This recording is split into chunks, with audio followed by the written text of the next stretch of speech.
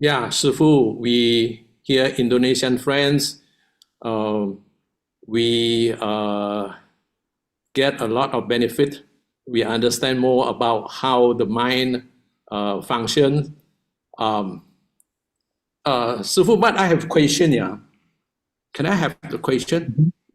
Yes, sure. I Yeah. am here for that. Actually, it's not a question. It's just clarified my understanding. Mhm. So, for example, the true mind, the Buddha nature, one mind, nature of the mind, it's all the same thing. It is the same thing.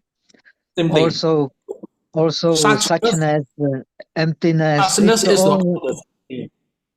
Yeah, Yeah, it's the same emptiness thing. also the all Same these thing. things is not duality. All these things are non-duality. Is it? Actually, it all explains in different aspects the non-dual experience. Hmm? Non-dual experience. Yeah. Because in So, duality, uh, the differences are real. In non-duality, the mm, differences are not real. Hmm? And when the mm, differences are not real, then it is the actual mind, the real mind, the Genshin. Hmm? mm, The Genshin is also emptiness. Hmm? The Genshin is also suchness. The Genshin is also the Dharmadhatu, Fashin. The Genshin is also Foshin. In mm. We have to remember the Buddha, according to tradition, has taught three wheels of Dharma. Hmm?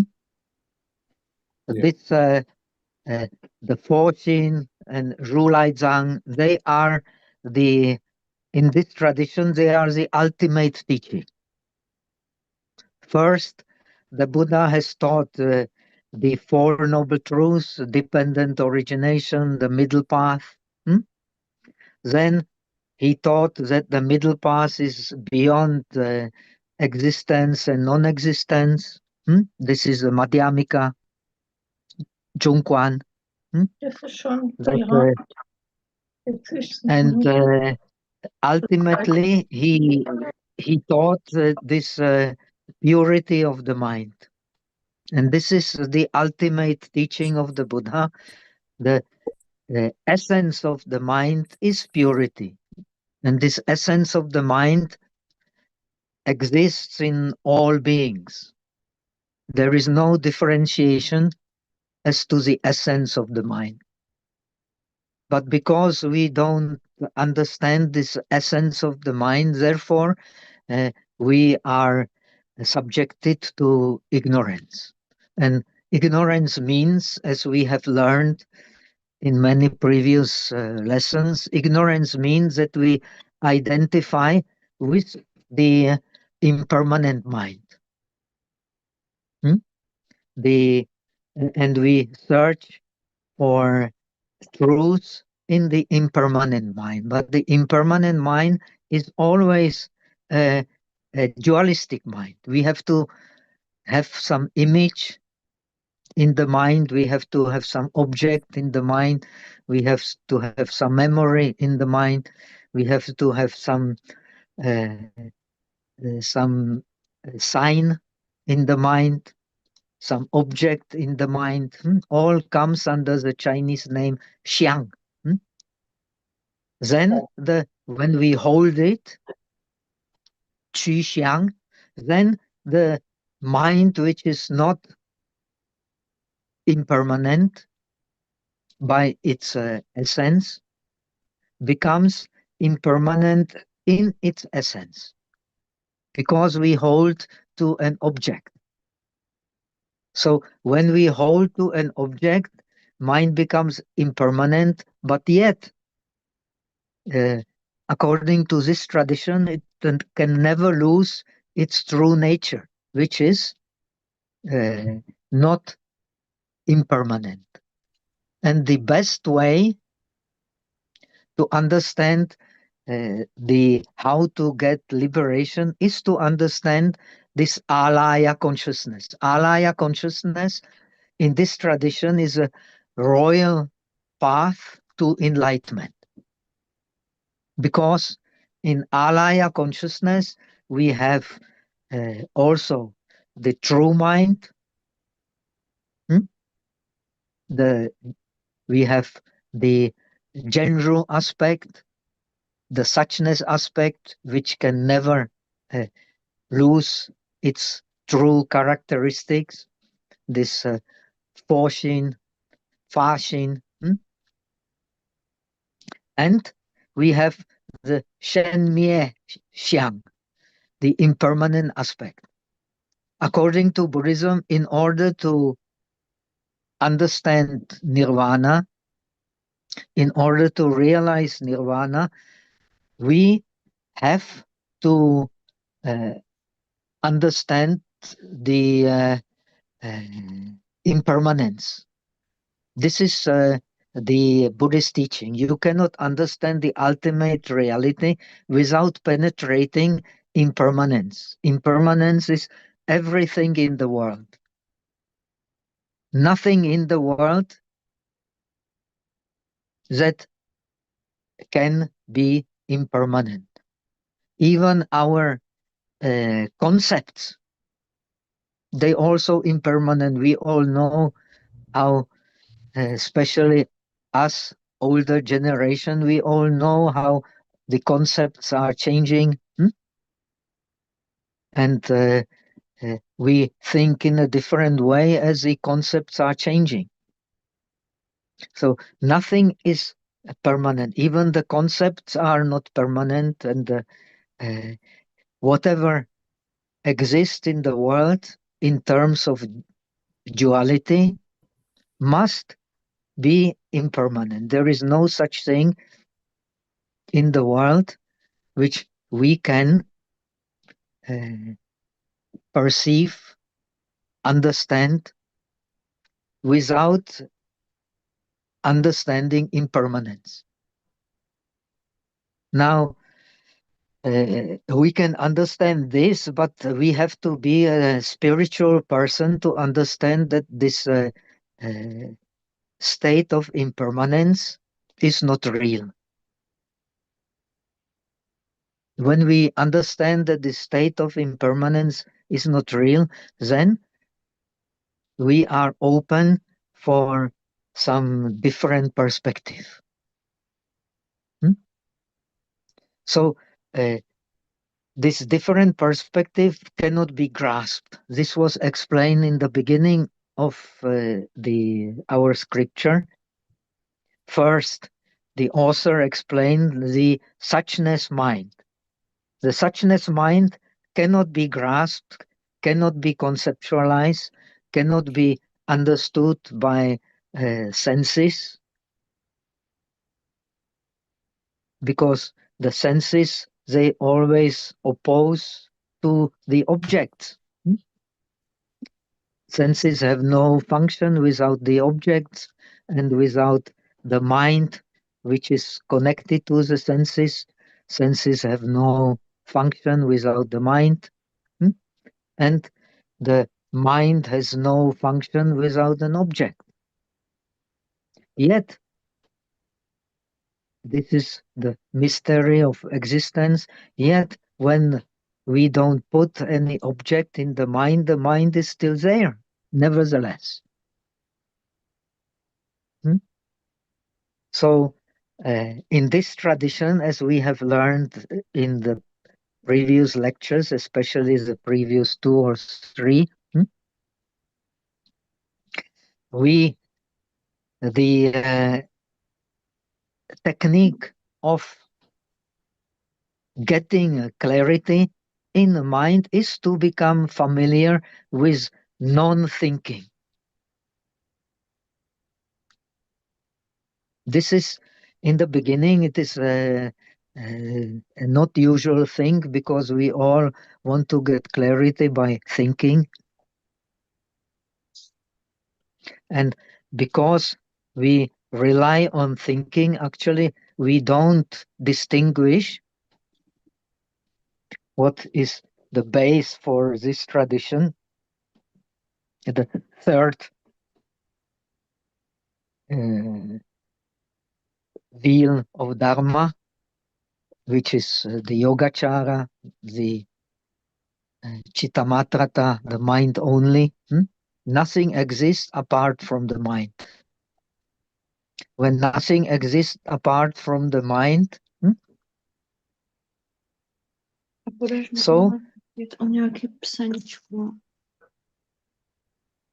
can you hear me? Level. Yeah, we can hear you. Yeah. If nothing exists except the mind, so it means that understanding the mind is the key to understanding our experience. And the mind, by its nature, is impermanent when it takes an object. But when it does not take an object, then we can understand that mind, even when impermanence is not manifested, the mind is still there. And that mind which is still there is a key for understanding that dualism comes from the mind itself. It does not come from the object outside. It does not come from the subject. So as the Surangama Sutra and so on explains, the mind, and this scripture also, the mind is not inside, the mind is not outside, the mind is not in between.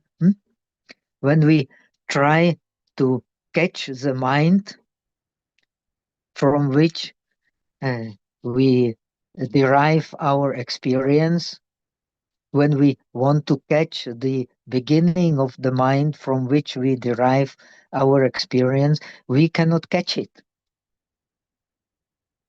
We cannot catch it because it is the suchness is not something which is the graspable mind, but the suchness is something which is the ungraspable mind.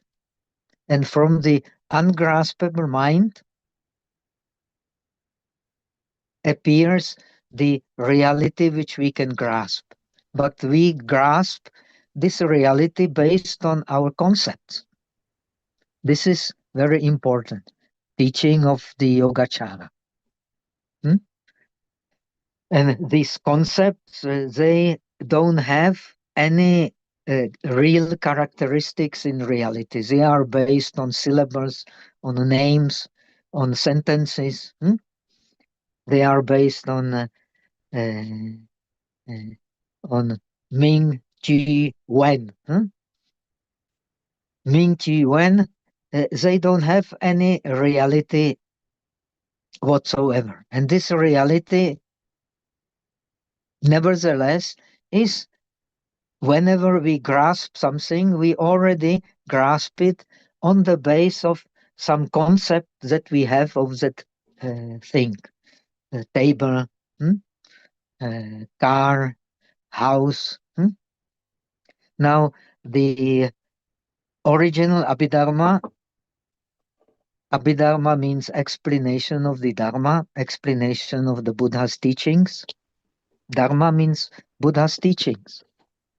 The explanation of the Dharma is in the sutras, in the Nikayas, in the early sutras of the disciples, is analytical. By analytical analysis, we understand that whatever we can grasp is in the process of impermanence, and the process of impermanence is something which cannot bring satisfaction. Cannot bring satisfaction in Indian philosophy means real existence. this real existence was identified with Atman, with real war, Shen war. This is Indian philosophy.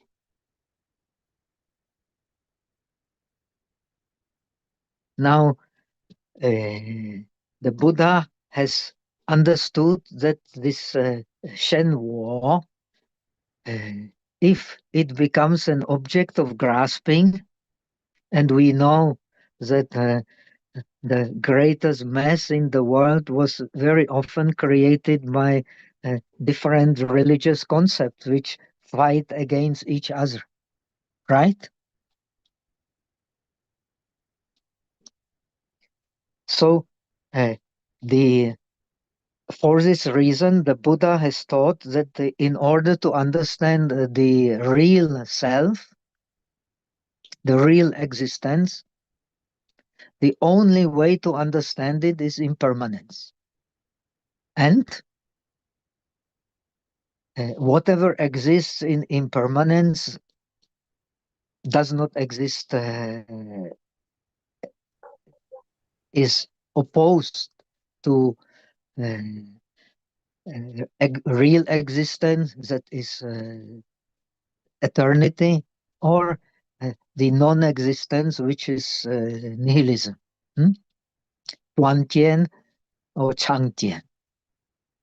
So the Buddha taught the middle way, which is neither eternity nor nihilism, and that is a middle way, and that is dependent origination.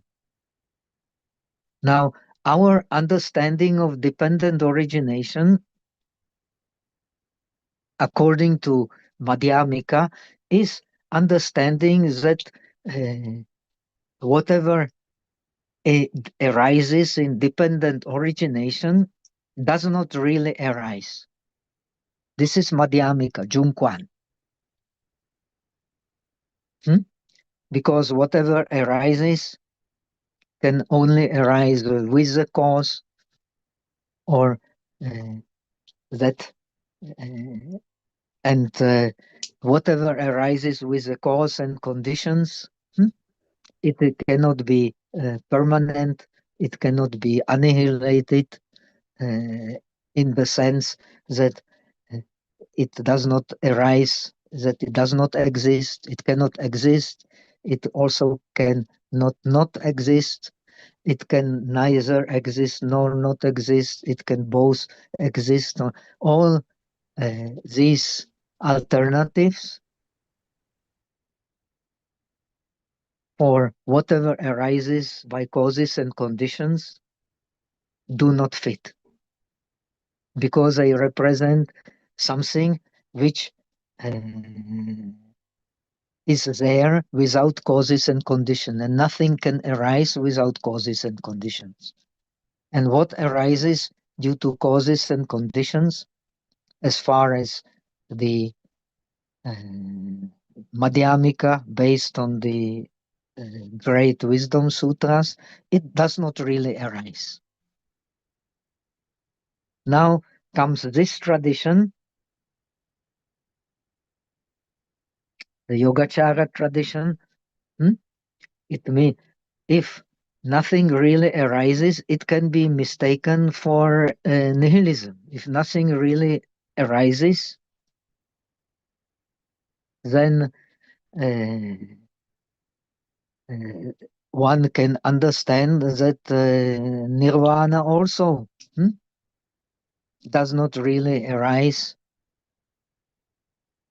because nirvana also is a phenomena. If all phenomena, but it is not a phenomena as other phenomena, it is not a created phenomena, but yet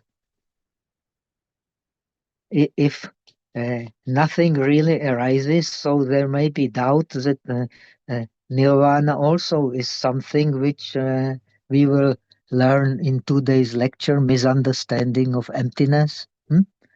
Nirvana means emptiness of self-existent nature in Madhyamika, also in this tradition. But this emptiness of self-existent nature in a dependent origination cannot be self-existent nature. This is against dependent origination. So, to avoid misunderstanding nirvana as not believing in nirvana, because it is also something which nothing really arises. So everything arises, but it arises from this purity of the mind, which is emptiness. And this purity of the mind is the ultimate reality. This is the third turning of the wheel of Dharma.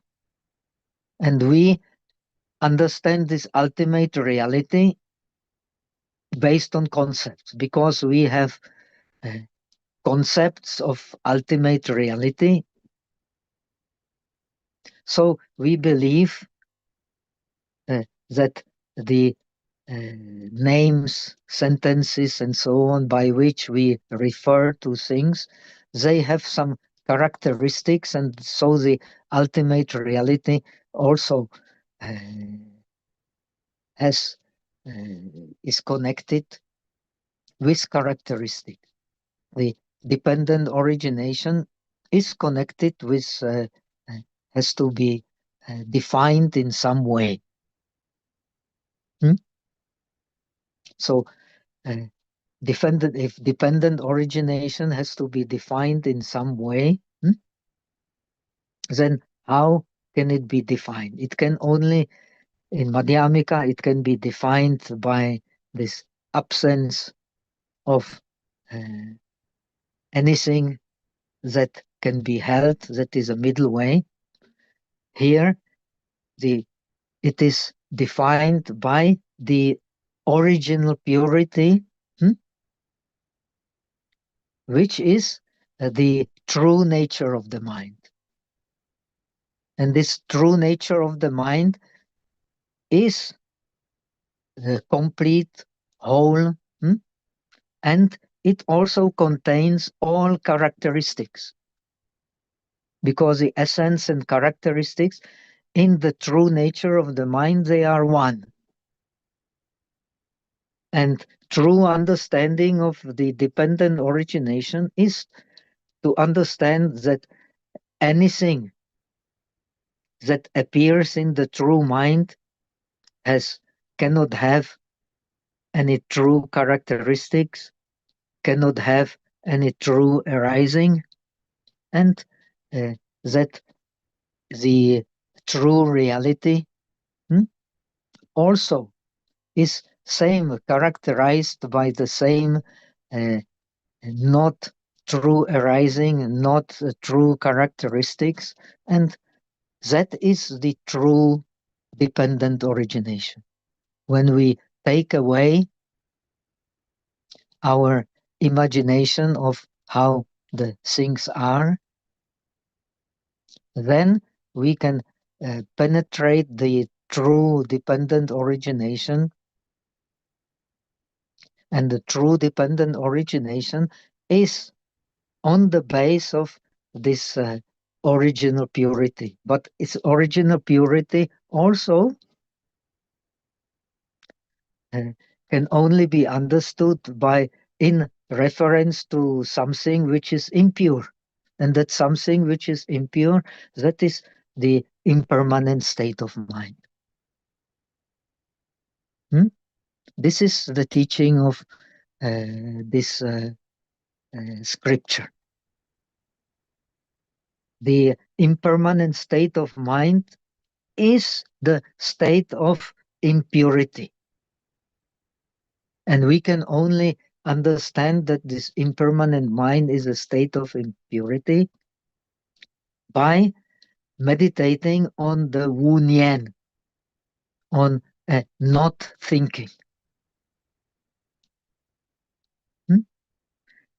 Through when we do not think, the mind stays, Ju. When we think, the mind cannot stay. And when the mind stand, it is open for the true understanding of the mind. The mind which stands is the mind which observes the arising of thinking as something which has uh, which cannot be defined. And whatever we define by thinking. And whatever we attach to, whatever we grasp because of thinking. So, according to Buddhism, our ignorance is our thirst. Because we have thirst, we have ignorance. But actually, the thirst cannot exist separate from thinking. It is the thirst, first of all, to thinking, which is the base for all the dharmas. All the dharmas, they are contained in the thinking. This is the first verse of the Dhammapada. All the dharmas are produced by thinking. This is a natural conclusion. And the whenever the mind is thinking, its purity or impurity is again not something which has own nature. It is always related. Purity is always related to impurity. The good is always related to bad. And but in order to understand the true nature of the mind, which cannot be defiled, the true nature of the mind cannot be defiled.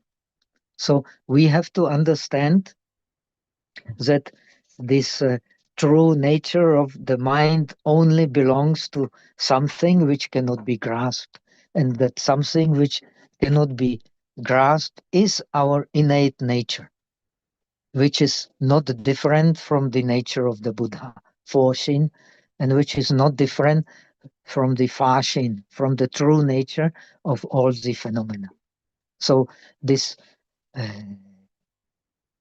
this does not actually counter so much the Madhyamika idea, but it brings it to the base of the pure mind. According to the Theravada tradition, you will find it also.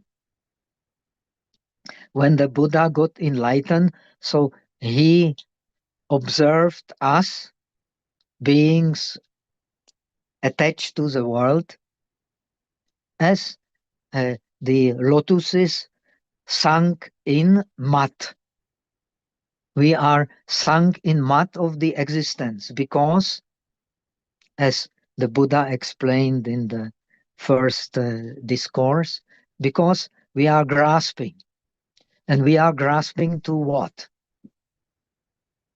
We are especially grasping to our perceptions, to our sensations. These perceptions and sensations, they move our mind, because without perception and sensation, we have no will. And we need will to make the mind move. And when the mind moves, it, so to say, as we have learned in this tradition, it abandons its original nature, which is pure and which is not different from the nature of the Buddha. So, in order to understand this nature, we have to become familiar with non-thinking. So how do we become familiar with non-thinking? Actually, in order to do our tasks, We can do our tasks when we are used to this. This is very Taoistic in a way. We do not need to think much to be fluent in whatever we do, because when we become familiar with what we do, we don't need to think. Like when I start learning driving, I will be depressed because I have done it when I was 20 years old. Since then, I never did it.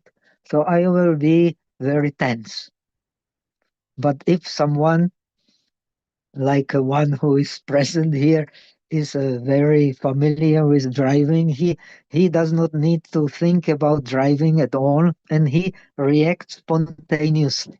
When he reacts spontaneously, he can preserve that we have learned in our text also. He can preserve the view of the purity of the mind. Zhi Jing. Hmm?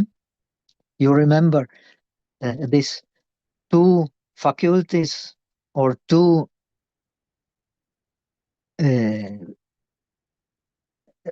two uh, virtues of the original enlightenment uh, is Zhi, the knowledge of the purity, and this knowledge of purity is connected with Pusaye, with uh, spontaneity, which is unthinkable, very Taoistic.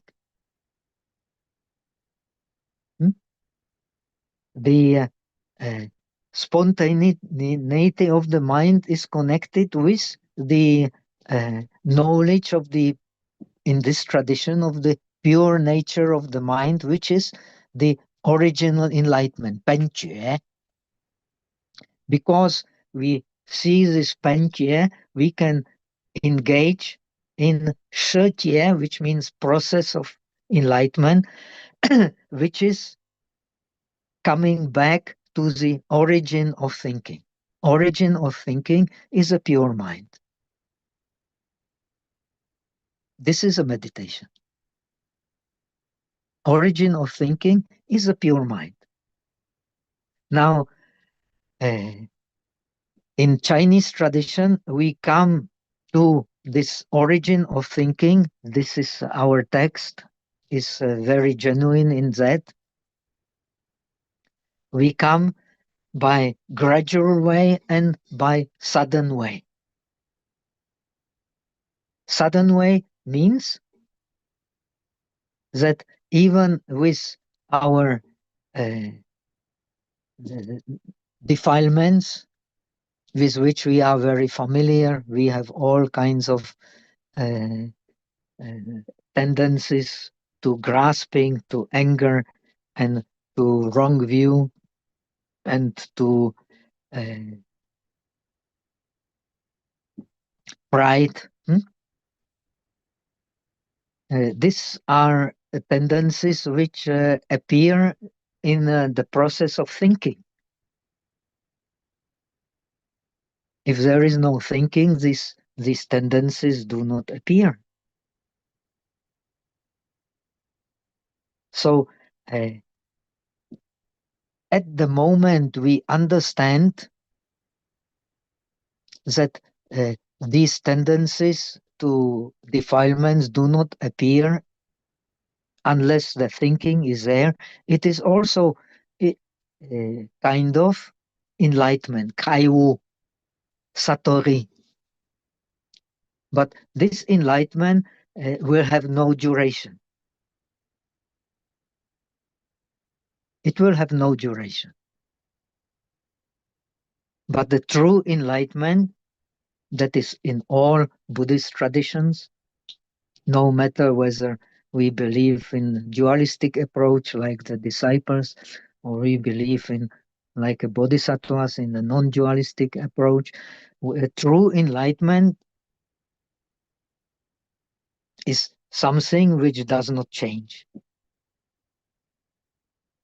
But the true enlightenment in this tradition comes from a continuous series of momentary enlightenments when we come back to the true nature of the mind. When we come back to the true nature of the mind, we are in the process of enlightenment. And we have learned in the beginning to be in the process of enlightenment. First, we remove that thought which is harmful to us, because we still believe that there is a true ego, true self, which removes it. When we have more deeper understanding of our experience, we know that there is no such ego which removes defilements, but that the defilements are removed by genuine insight into that which does not change. But in the case of the disciples or the bodhisattvas who have only realized faith in non-dual reality but have no direct experience of this reality, it is very difficult to have one. Even the Dalai Lama, even the Master Shen and all the great teachers, they claim to be Fang Fu, but Nei Fan Fu, not Wai Fan Fu. Nei Fan Fu, because they have inner conviction that this non-dualistic mind, which is not subjective to impermanence, is a true mind. In case of a disciple, it is a true mind opposed to the worldly mind, which is a samsaric mind, impermanent mind. In Chinese, samsara means shen mie, which means arising and passing. The arising and passing mind is samsara. The arising and passing mind in this tradition arises and passes from the true mind back into the true mind. And true mind is a true mind because it can never lose its true nature, which is suchness, emptiness, which is something ungraspable, which is something unthinkable, which is something which you want to grasp, you will only be frustrated. You want to not to think, you cannot succeed. It's impossible. So, and thinking, you want to stop by force thinking, also you will not succeed. So, how to succeed? To contemplate the process of thinking and the process of non-thinking as not being separate from each other. This is the true nature of the thing. Nothing can exist which is not related to the other. Everything exists due to causes and conditions which are related to each other. Nothing can exist by itself. And nothing can exist by itself means that whatever arises from this true nature of the mind, which is the true mind not existing by itself, but just reflecting like a mirror all the phenomena without identifying with them. Mirror reflect all the phenomena by not identifying with them. But the mind mirror is not a living thing, but the mind is a living thing. It is that which gives life to our senses. If there is no mind, there is no life in our senses. Without the mind, nothing whatsoever can come to existence in this tradition. So through then understanding of the mind, we come back step by step to the true reality. When we come back to the true reality, this true reality always stands because it cannot change. And this is the non-dualistic realization, bodhisattva realization. This realization is called the stage of pure mind, Jingxin. When we become a true bodhisattvas, not a bodhisattvas by determination, by faith, we establish ourselves in the pure mind. And this pure mind is always joyful. That's why it's called Si. Ti bosati, Siti, Pramudita. We attain the bliss which never leaves us because we see that these processes of thinking which arise from the true nature of the mind, from the Buddha nature of the mind, they are not something we can identify with. They are the relative reality. In Sanskrit, relative reality is called samvrti. Samvrti is explained as samvrinoti. It is something which hides from us the true purity of the mind. That which arises, and we understand it as real arising, then it hides the true purity of the mind. And because this true purity of the mind is hidden from us, non-enlightened beings, therefore we identify with our thinking. When we identify with our thinking, we are actually subjected to tanha, to I.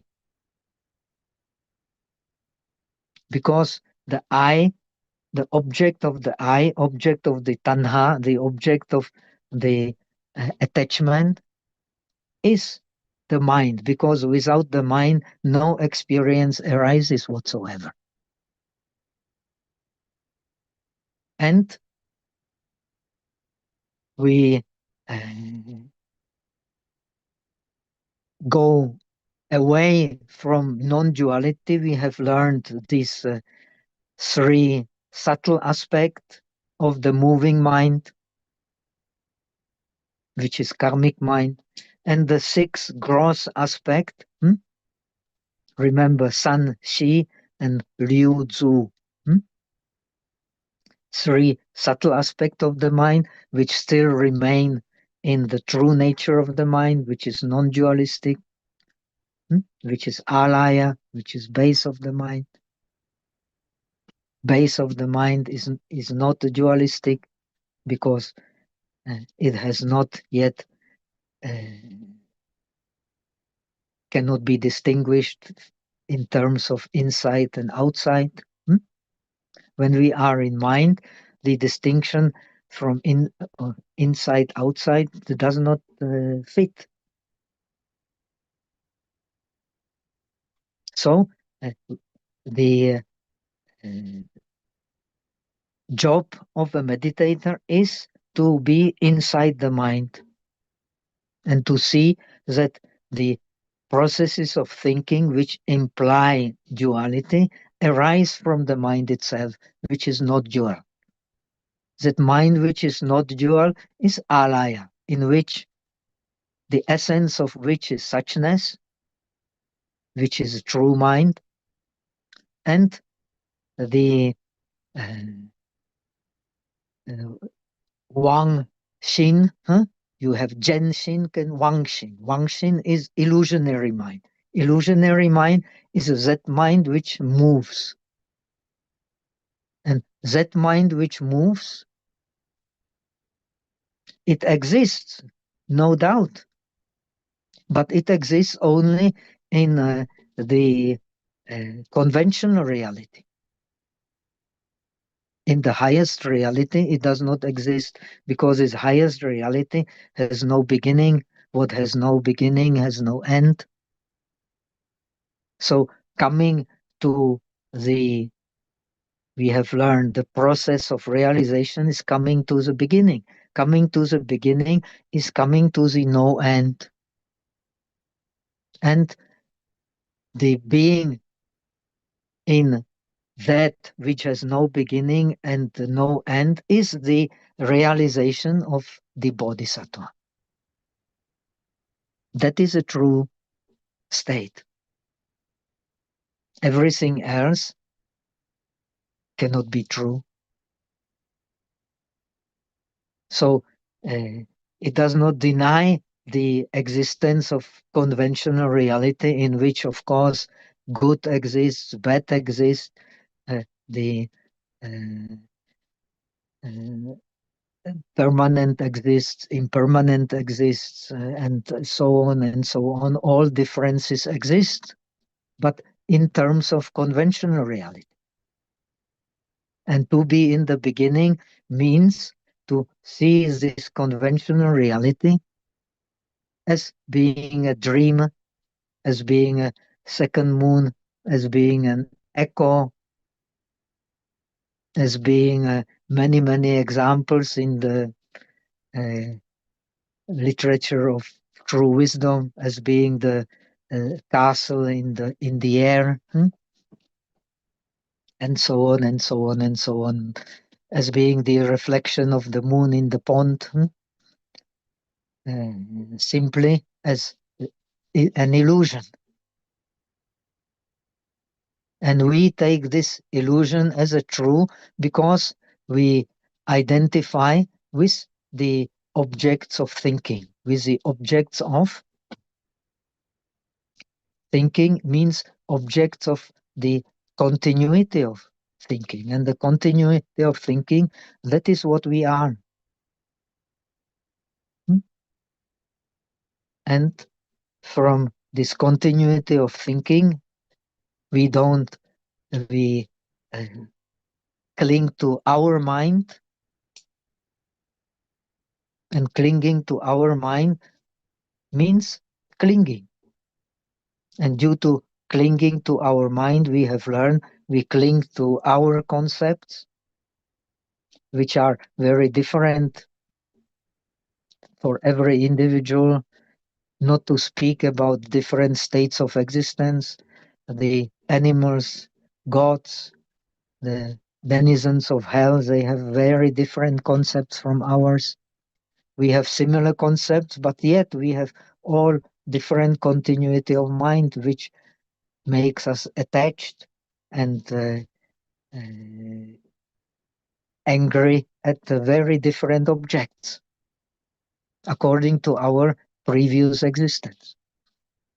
But our previous existence is, we have learned, is based on the differentiating intellect.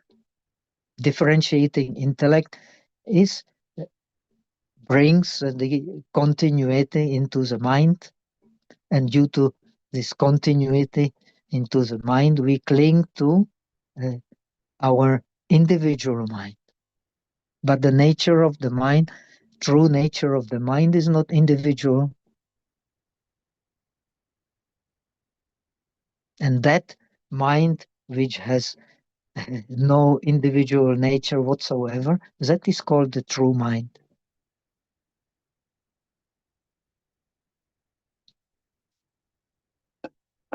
In that true mind, we can, within the one mind, this scripture is based on explanation of the one mind. Only one mind has, we have learned, a great essence, great attributes or characteristics. Ta Ti, Ta Xiang, and Ta Yung, the great functions, all belong to this one mind. The one mind is the mind in which impermanence and that which is not subjected to impermanence have is not conflicting, is in harmony. And that is the Buddha nature in us, which we do not see. So we have to come back to it by process of sudden enlightenments. There are many, many, many, and the process of continuous enlightenment, the process of coming back to uh, the real mind. Hmm? So shall we go back to the text? I hope it will become more clear by now. Hmm? Do you agree to continue so that we finish this first part of the explanatory section, which is the longest and actually maybe 3/4, if not more, of the text is the explanatory section. So we are at the end of the first part of the explanatory section, which is the most philosophical and most difficult to understand. So we have to read it many, many times and put things together because the author is incredibly intelligent in putting things together step by step. So last part of this philosophical explanation of our text is explaining, we have explained the true mind first, explaining that how this true mind cannot be grasped by our thinking, by our concepts. And then we used all kinds of concepts explaining the process of enlightenment from the end to the beginning, from the beginning to the end, how they interact in terms of these permeations of the mind by ignorance and by suchness, which is the opposite of ignorance. Ignorance, we have learned, produces our illusionary thinking, which we don't see is illusionary because we are not permeated by suchness. And because we don't see the illusionary thinking is just illusionary thinking, we don't see that the objects of illusionary thinking do not really exist. They are just the concepts which are different from us and different from others. So they are based on our memory. That's why in Chinese, the thinking, process of thinking is a process of memory. Same like Socrates. What we actually know is what we remember. And how do we remember? Because we have the conceptualize our experience. But these concepts in this tradition, they are called bianqi, they have no reality of their own. And the true dependent origination we can only understand when we separate our concepts from the direct experience of reality, which is non-dual.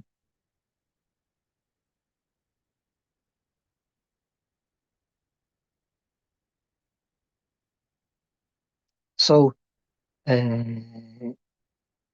unless there are some other questions, I have tried to summarize what is important for end of this section is kind of summary. And this summary is we can only understand the true mind from the point of view of differentiation, which is paradoxically the illusionary mind.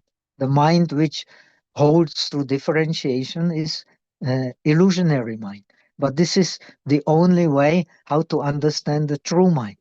We can only understand the true mind by using the illusionary mind in a correct way, by understanding that moving, which is by karma, and the silence, appeasement, nirvana, they are not two opposite things, but they are complementary to each other and always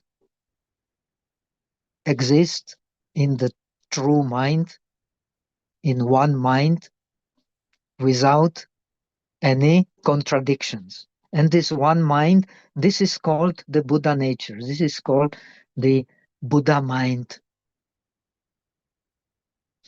In the Buddha mind, in one mind, which is the true nature of the mind of all beings, the movement and the original appeasement, they are reconciled.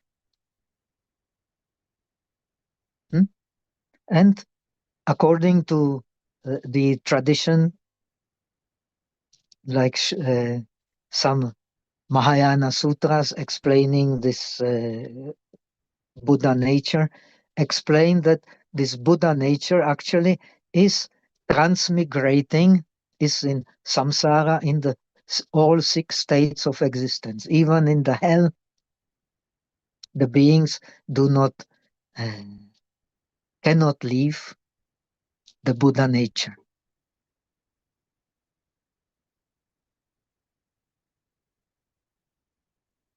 So the text further says, I will read my translation.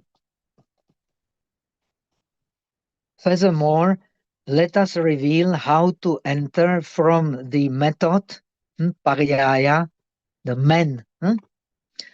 This is very difficult to translate this word pariyaya, man, method. It has so many meanings. But here, maybe the most fitting is a method.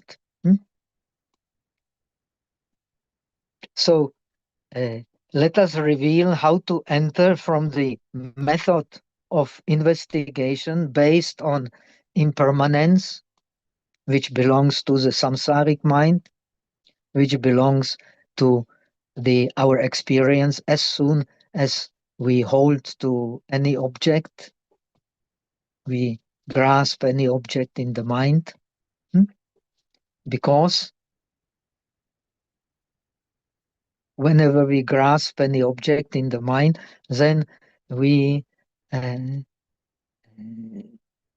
so to say, grasp impermanence. And impermanence, eo ipso, cannot be grasped. So, how to enter question from the method of based on impermanence, that is a differentiation. When we have object which we consider to be real, we have a differentiation. We have subject, we have object. This is the sphere of experience in which we live. But in this sphere of experience in which we live is actually inseparable from the one mind in which movement and appeasement exist at the same time. So based on impermanence, how to enter into the method of suchness. The method of suchness is to observe the impermanent mind the mind which moves, which we have explained, the 3 subtle aspects of the karmic mind, and the 6 gross aspect of the mind which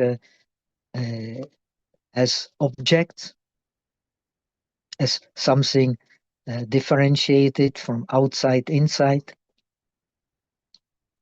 So how to enter the method of suchness of the real mind? And he answers, that is to say, when one investigates the 5 aggregates, 5 aggregates is what we are. According to Buddhism, in our experience, in our worldly experience, everything can be summarized as 5 aggregates. Then if we don't understand, then 12 ayatanas, 12 spheres of perception, inside, outside, and 18 elements. That means the sense, the object of the sense, and the mind which connects them together. This is 5 aggregates.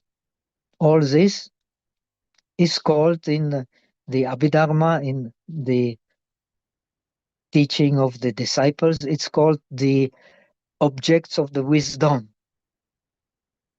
When we are Buddhists, so we, as opposed to non-Buddhists, we are dealing with the object of the wisdom. In the objects of the wisdom, only impermanence can be found.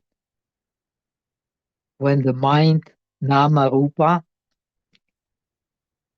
when the Ming and Se come together, when the mind and form come together, then we have the 5 aggregates. We have 12 inner spheres, 12 outer spheres of perception. We have 18 elements of perception. And they are the process of impermanence. And this is our worldly experience. There is no other experience. And for the Buddhists, this experience takes place within these objects of wisdom. There is no other experience. So if you speak of any other experience, you so in the world, you so to say impose something on the true content of the worldly experience, which is impermanence. Now, when we understand, as this is not so easy to understand, that these objects of wisdom explain the dependent origination, independent origination. Everything arises due to causes and conditions. Whatever arises due to causes and conditions cannot have a true lasting nature. Whatever has no true lasting nature cannot have any self, and what has no self is empty. Empty of self means emptiness. So being just nama rupa, being the 5 aggregates, means actually, for one who understands Buddhism, means being in emptiness. There is no other being than being in emptiness. When we see some other beings and being in emptiness, we are imposing something on our worldly experience. So the 6 objects of the 6 senses, in this sense, are unthinkable. Why? because that which is empty of a self, which does not belong to any self, which does not uh, have any own nature, is unthinkable. Because whatever is dependent on many causes and conditions is unthinkable, but unthinkable from the point of view of emptiness, from the point of view of ultimate reality, from the point of view in this tradition, ultimate reality is suchness, non-dual emptiness. Not just emptiness as opposed to something which is not empty, but emptiness as the uh, own nature, which is which does not exist in the world, but which exists in the ultimate reality, which is the suchness. Due to suchness, everything becomes non-dual. If there is no suchness, if there is no perspective of the ultimate reality, then that which is subject and that which is object becomes a real perspective. But in the ultimate reality, it is not a real perspective, therefore it is unthinkable. Six objects and the six senses are unthinkable. They are thinkable from the point of view of uh, division, which is not true in ultimate reality, but they are unthinkable from the point of view of non-division, from the point of view of one mind, which is the ultimate reality. So, just as Len Yenting explains, Buddha explains to Ananda in the beginning of the Len Yenting Surangama Sutra, the mind cannot be attained even if you search for it in the 10 directions. That's all we have within and without. These are the 10 directions. And why it cannot be attained in the 10 directions? Because it has the true mind has no abode. The true mind has no abode because it has no akara, wuxing, wuxing xiang.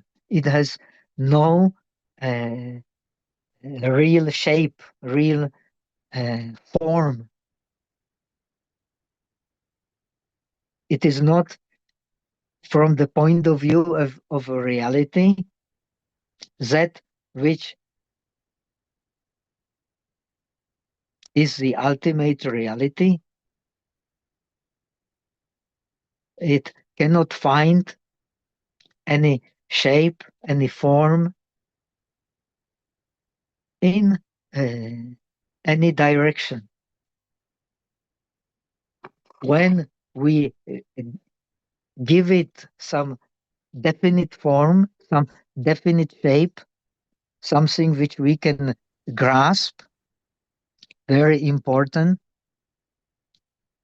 it is compared. We will find this also in the sutras of the great wisdom, similar simile.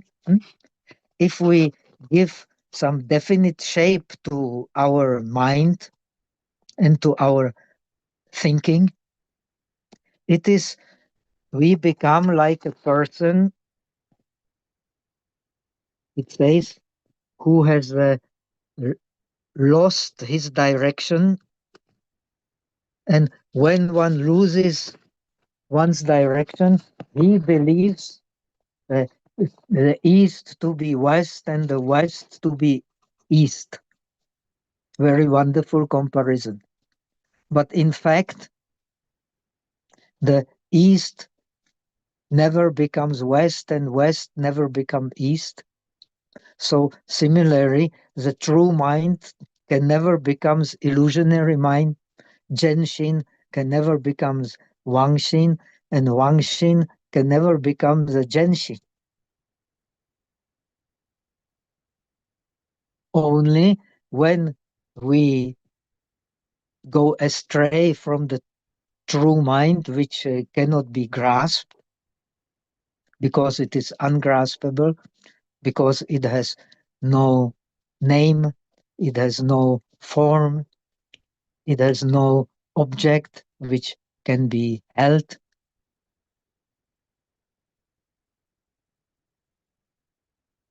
So we are in a situation of a person who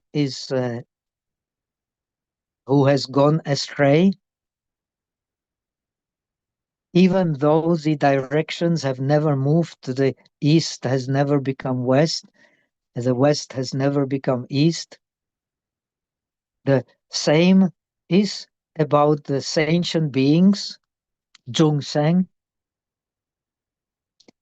Very wonderful language, Chinese. In Chinese, Zhongsheng means many, many kinds of birth. Hmm? When we roam in samsara, when we roam in this world, we take many, many shapes with which we identify. And identifying with these shapes, it's compared like to a person who has gone astray, who has taken West to be East and East to be West. When we identify with this body, we are taking West for the East and East for the West, because when we identify with this body, we also identify with a mind without which this body is no body. It does not belong to anyone.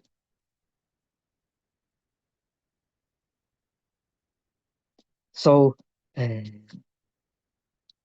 when we identify with a body, with a form, with a shape, with an image, we, so to say, we are like a person who, being ignorant, lost direction. And what will happen? We consider or we identify with, not with a true mind, but with our thoughts, with our nian, with our memory of previous experience. And based on the memory of our previous experience, we then uh, think of our present. This is this, this is that, this is not this is not that. So we identify with the illusionary mind, not losing the insight that the real mind, it is not there, the real mind, but it is implied. The real mind does not move. What moves only is the illusionary mind, Wangxin.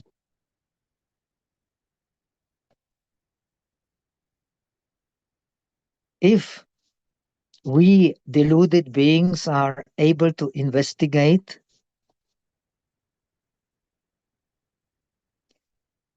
we will know that the real mind does not think.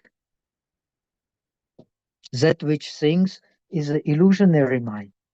But in order to live, we have to function in the illusionary mind, but this illusionary mind,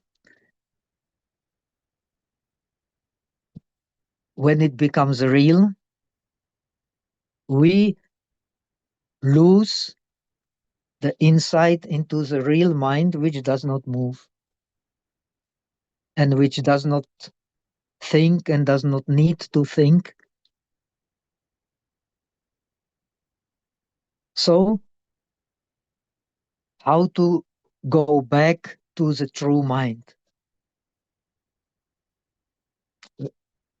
How to go back to the insight into the true mind? By adopting the method of suchness. Adopting the method of suchness means adopting the uh,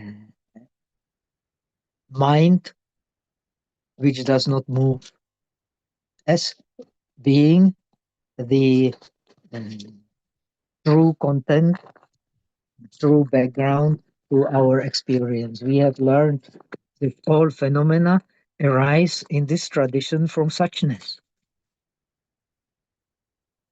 So when we are connected to suchness, even for a short moment, we become suddenly enlightened. 顿觉. And based on this experience, then we adopt to the method of suchness, which adopting to the method of suchness means bringing us back to our origin, bringing us to the place from which the thinking process has started. We have learned that attaining the Buddhahood is coming back to the place from which the thinking process has started. And the Buddha is the one who always dwells in that very place from which the thinking process has started. So he is called Tathagata. Tatha means suchness, Ru, and he comes in Ru, Rulai, and he goes Tatha Agata, comes in Ru, and he goes in Ru. He goes in suchness. Tatha Agata, Tatha Gata. Uh, so what does it mean? Where does he come from and where does he go to? He comes from and he goes to the true nature of mind, which is without differentiation. Wu fen pie.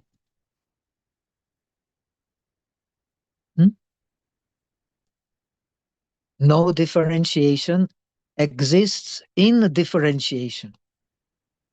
And differentiation cannot leave the non-differentiation. Therefore, we have learned that the impermanence come from suchness.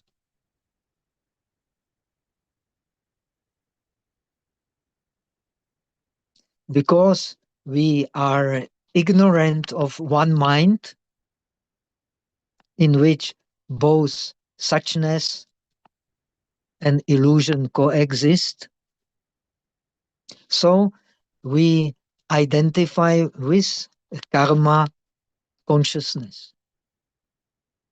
When we identify with karma consciousness, the mind moves. When the mind moves, the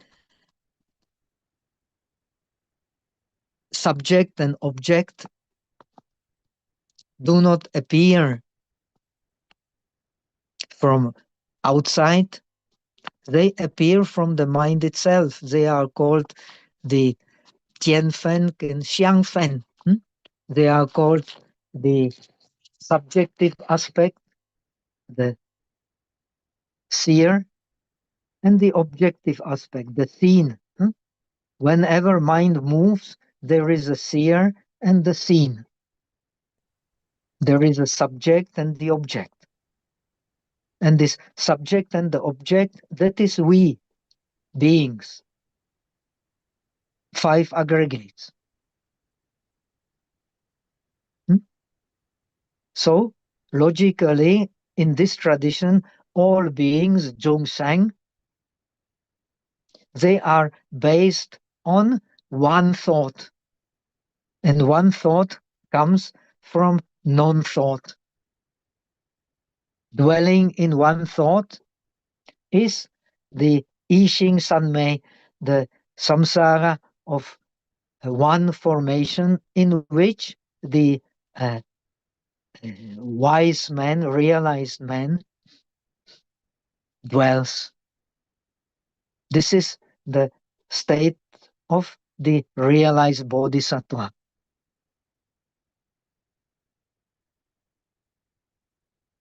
Shikong, he always dwells in such a state. In the state of one thought, there is no real birth, there is no real death,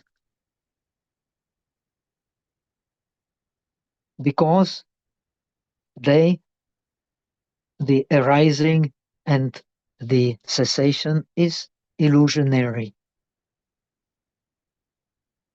And this is the content of what is here described in our scripture as a penjue, the original enlightenment. Through this original enlightenment, we understand that, as Huineng says, Pen Lai Wui Wu, that in the origin of thinking, there was nothing, not a single thing, which can be grasped. So, what is the practice of the Tathata Pariyaya, of the method of meditation on mind as suchness? As the Daimon Sutra explains, Wu So Ju Shen Shishin, nechávat vyvstávat mysl, a zde v této tradici je nechávat vyvstávat čistotu mysli,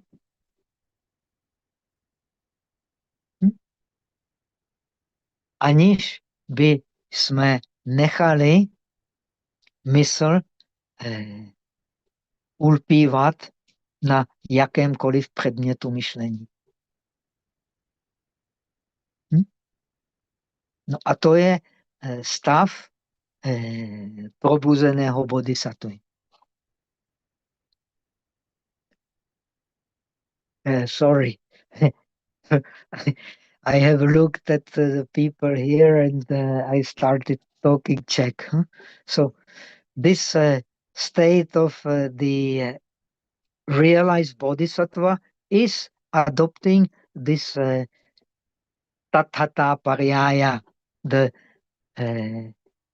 method of suchness in which the everything that arises never leaves the one mind,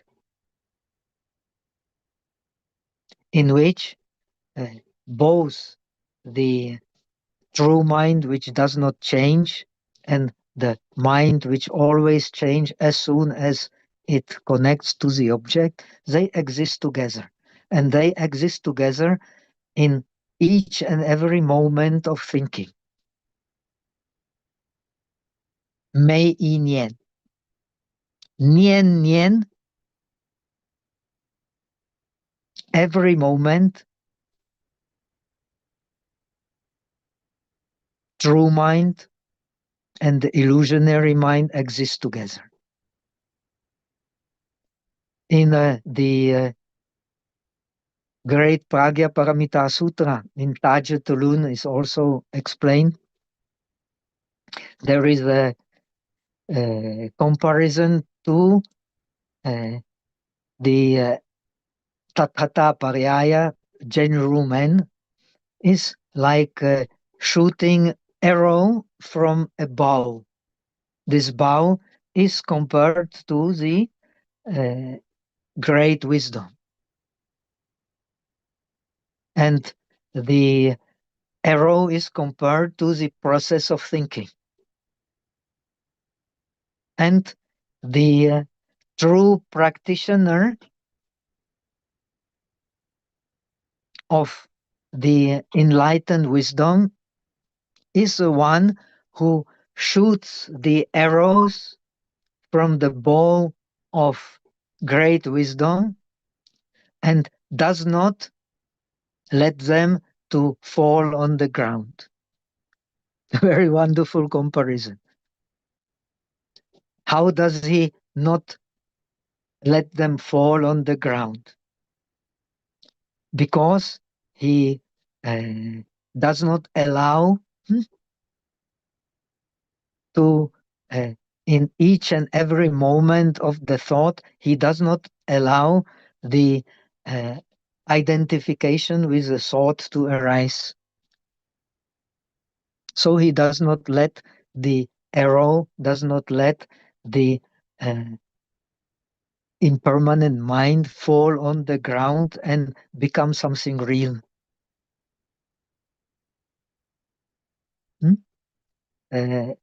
Very wonderful comparison in the sutras of the transcendental wisdom.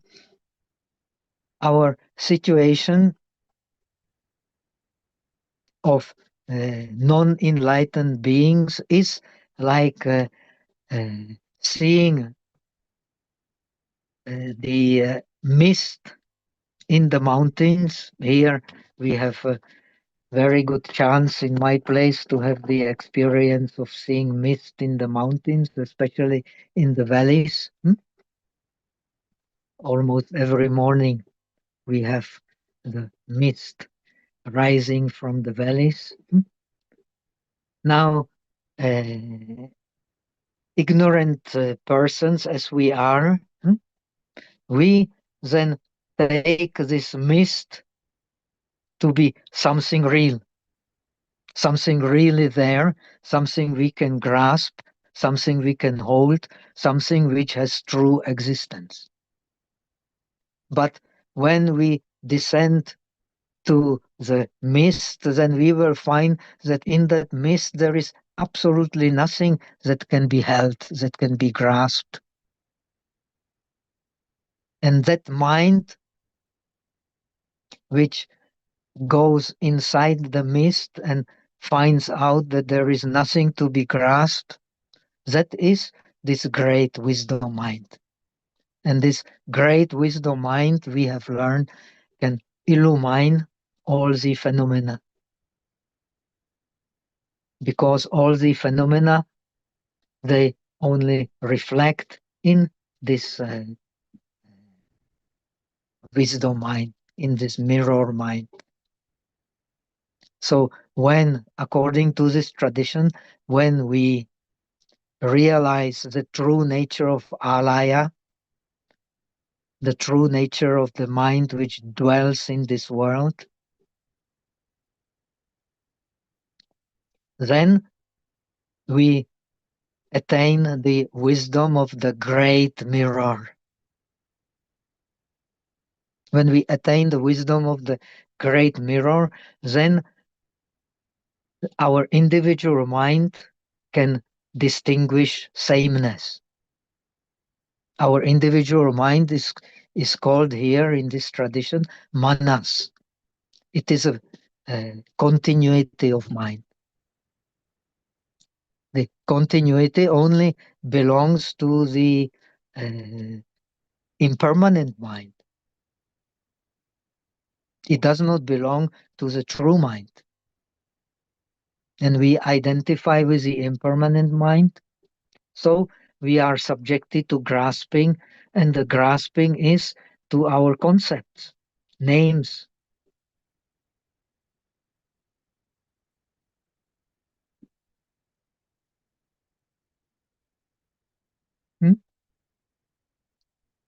So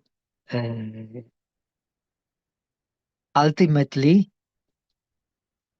what we need to do according to this is to come back to the tathata pariyaya, to the suchness method of investigation, to not to identify with the thinking, but let it arise without dwelling. Let it arise in suchness. So the thoughts that arises in suchness has not any true birth, and that which has not any true birth has not any true cessation. So we come to the depth of the philosophy of one mind, Chittamatrata. And we can understand it not as being something opposed to what the Nagarjuna teaches, but as being a complementary to avoid the extreme of thinking that the even the true is not there. Even the true is empty. The true is not empty because in this tradition the true dwells in purity, but yet this purity exists only in comparison to the impure, and that impure is our ignorance, which makes us identify with the illusionary mind, so that we stop seeing the true mind. So we come to the next section of this treatise, which deals with countering the wrong view. Because we have a wrong view, therefore we grasp. So the author then identifies the 5 wrong views which make it impossible for us to understand the true Tathata Pariyaya, the true gentleman, in order to liberate our mind. And most of them, actually the first 4 of them, there are 5 wrong views mentioned, most of them belong to the Buddhists. Only the last one is, at least Fazang, the commentaries identify it with the non-Buddhist view. So this is the subject matter of our next lesson, to how to counter a wrong view which may arise in us, which causes us to leave the Tathata Pariyaya, the suchness method, so that we don't identify with the objects of our thinking, so we can master thinking. As Lien Jing explains, the wise man the wise man Zhuan Wu, he masters the objects, but we deluded beings, we are mastered by the objects. This is a difference between the wise man and us deluded men. The wise man masters the objects because he masters the mind. We ignorant beings, we are mastered by the objects because we have not mastered the mind. So let us, as usual, transfer merit for the benefit of all sentient beings. May these teachings help to illumine us and all other ignorant beings, so that the light of Buddha's teachings can save us from all kinds of suffering which none of us wish to have. 愿以此功德普济一切，我